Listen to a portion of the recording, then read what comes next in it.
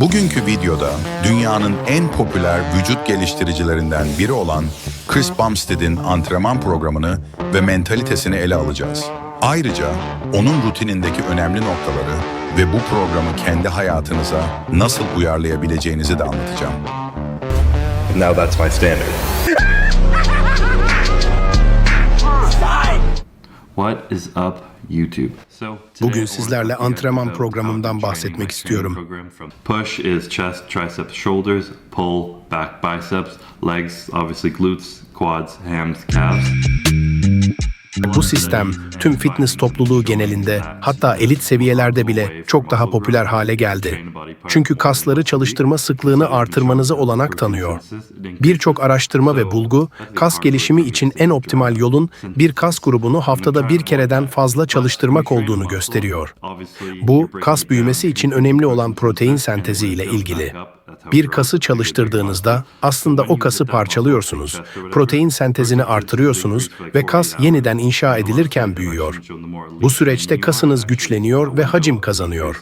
Araştırmalara göre bir kas grubunu çalıştırdığınızda protein sentezi yaklaşık 48 saat boyunca artıyor. Daha da ilginci, daha ileri seviyede bir sporcu olduğunuzda bu süreç değişiyor. Bu protein sentezi penceresi ne kadar iyi bir sporcu olduğunuza bağlı olarak 24 ya da 36 saate kadar düşebilir. Bu süreden sonra aslında kaslarınızı büyütmüyorsunuz, sadece toparlanma sürecindesiniz. Eğer kaslarınızı fazlasıyla zorladıysanız ve aşırı yıprattıysanız, o pencerenin dışında büyüme gerçekleşmez. Bu sistemi sevmemin bir diğer nedeni, zihinsel olarak bana odaklanma fırsatı vermesi. Örneğin, göğüs antrenmanından bahsedersek, eğer bir günde 12 set yerine sadece 6-8 set yapıyorsam, o gün için seçtiğim 2 göğüs hareketinde %100 performans göstermem gerektiğini biliyorum. O hareketlerde her şeyimi vermeliyim. Yoksa o antrenmandan fayda sağlamak mümkün değil. Yani sonradan toparlarım gibi bir seçenek kalmıyor. Bu da beni o antrenmanlarda daha fazla motive ediyor. Birinci hareket, düz veya eğimli bench press. İlk hareketim daima ağır bir pres hareketi oluyor. Kişisel tercihim eğimli bench press. Ancak arada düz bench press de ekliyorum. Amaç güç kazanımını sürdürmek.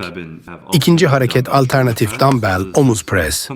Son zamanlarda her iki kolu aynı anda çalıştırmak yerine tek kol üzerinde yoğunlaştım. Bu hareket çekirdek kaslarınızı da devreye sokar ve her bir kol için mükemmel bir kontrol sağlar. Üçüncü hareket superset, chest flies plus triceps extensions. 3 set chest flies ve 4 set triceps extensions yapıyorum. Göğsü başlangıçta çalıştırdığım için triceps için daha fazla set ekliyorum. Dördüncü hareket lateral raises. Omuz antrenmanlarımın olmazsa olmazı. Dördüncü hareket dips.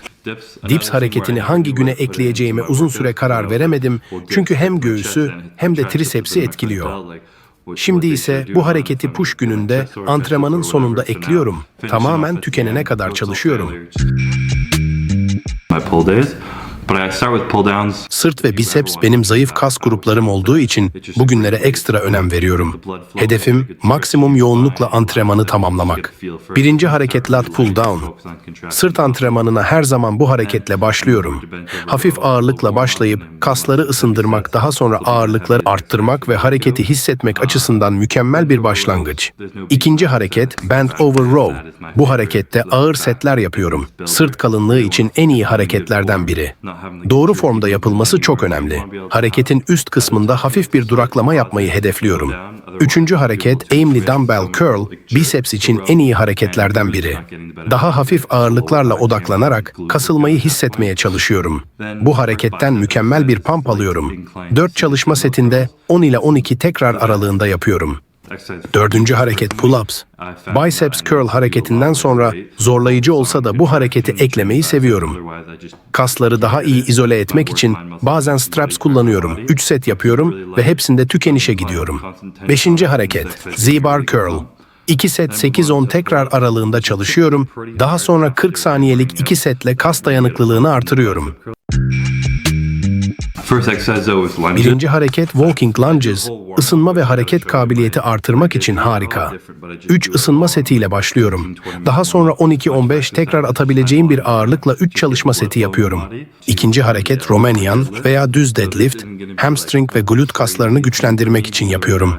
Romanian deadlift'te 2 ısınma setinden sonra 10-14 tekrar aralığında 3 çalışma seti, düz deadlift'te aynı setlerde 6-8 tekrar tercih ediyorum. Üçüncü hareket hip thrust veya kickback, kalça kaslarını izole etmek için önemli. 3 çalışma seti, 10 ila 12 tekrar aralığında çalışıyorum. Dördüncü hareket seated calf raise, bacak günlerinin ortasında yaparak baldır kaslarına daha fazla odaklanıyorum. 6 set 10-10, 2 tekrar aralığında çalışıyorum. Beşinci hareket hamstring curl. 2 set 8-10 tekrar aralığında çalıştıktan sonra 40 saniyelik 2 setle hamstring kaslarına daha yoğun odaklanıyorum. So push day 2, we're going to be starting with a close grip bench. Birinci hareket dar tutuş, bench press, triceps ve göğüs odaklı 8-10 tekrar aralığında 3 çalışma seti yapıyorum. İkinci hareket ayakta barbell press, 3 çalışma seti ve 10-12 tekrar aralığında çalışıyorum.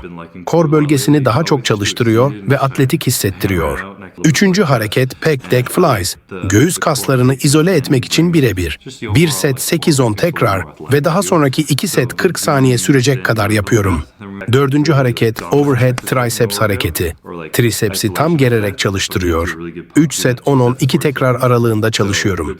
Beşinci hareket lateral raises ve push-ups superset. Omuz kaslarını son bir kez yormak ve tükenişe götürmek için yapıyorum. 4 set 10-12, tekrar lateral raise ve 3 set tükenişe gidene kadar şınav çekiyorum. For pull day 2, we got pull-ups at the beginning. Birinci hareket pull-ups, antrenman başlangıcında 3 set, kanı sırtıma yönlendirmek için yapıyorum. İkinci hareket rack pulls, alt sırt ve kalça kasları için ideal bir hareket. 3 ısınma setinden sonra 8-10 tekrar aralığında 2 çalışma seti yapıyorum. Üçüncü hareket hammer curls, brachialis kaslarını hedeflemek için 3 çalışma seti 10 ila 12 tekrar aralığında yapıyorum. Dördüncü hareket reverse grip row veya pull down. Daha fazla sırt genişliği için bu hareketleri tercih ediyorum. 3 çalışma seti 10 ila 12 tekrar aralığı yeterli oluyor. Beşinci hareket cable curls, kas bağlantısını koruyarak biceps geliştirmek için yapıyorum. Negatife daha fazla odaklanabiliyorum bu hareket sayesinde. Yine 3 set 10-10, 2 tekrar aralığında çalışıyorum. Altıncı hareket cable row, sırt kaslarım içinde negatife odaklanmamda yardımcı olan bir hareket. 2 drop set ve toplamda 20 tekrar yapmam yeterli oluyor. Yedinci ve son hareket dumbbell curl, bir set biceps kaslarım tükenene kadar çalışıyorum ve antrenmanı sonlandırıyorum. Final workout, leg day number 2. This is going to be my squat day. Squat odaklı günüm ilk olarak ondan başlıyorum. 3 ısınma setinden sonra 3 set 8-10 tekrar aralığında ve bir sette ağırlıkları biraz daha artırarak tekrar sayısını 4-6 aralığına düşürüyorum. İkinci hareket olarak leg press ve calf superset yapıyorum. 2 çalışma seti, her set 40 saniye olacak şekilde leg press ve 2 sette tükenene kadar calf çalışıyorum. Üçüncü hareket hip adductors, izole bir hareket olup iç bacak kaslarını doğrudan hedef alır. 4 set 10-10, 2 tekrar aralığında çalışma yeterli oluyor. Dördüncü hareket standing calf raises, baldır kaslarını özellikle gastrocnemius ve soleus hedef alan etkili bir egzersizdir. Bu hareket baldır kaslarının büyümesini ve güçlenmesini sağlar. 4 set 10-10-2 tekrar çalıştıktan sonra tükenene kadar hareketi yapın. Beşinci ve son hareket olarak quad extensions. 2 set 10-10-2 tekrar yaptıktan sonra 2 set üçlü drop set olarak yapın ve programı tamamlayın. Her hareket herkes için uygun olmayabilir. Eğer Chris'in hareketlerinden bazıları size zor geliyor veya bir sakatlık riski oluşturuyorsa, benzer kas gruplarını çalıştıran alternatif hareketler tercih edin. Deadlift sizin için zorlayıcıysa, Romanian deadlift veya dumbbell deadlift gibi daha hafif ve kontrollü bir alternatifle başlayabilirsiniz. Yeni başlayanlar, hareketlerin tam formunu öğrenmek için hafif ağırlıklarla çalışın. Orta ileri seviyeler, Chris'in set ve tekrar sayısını birebir uygulayabilirsiniz. Chris'in belirttiği gibi, programın yoğunluğu her sporcu için farklı sonuçlar doğurabilir. Eğer bir antrenmandan sonra hala yorgun hissediyorsanız, toparlanma sürecinizi uzatmayı düşünebilirsiniz.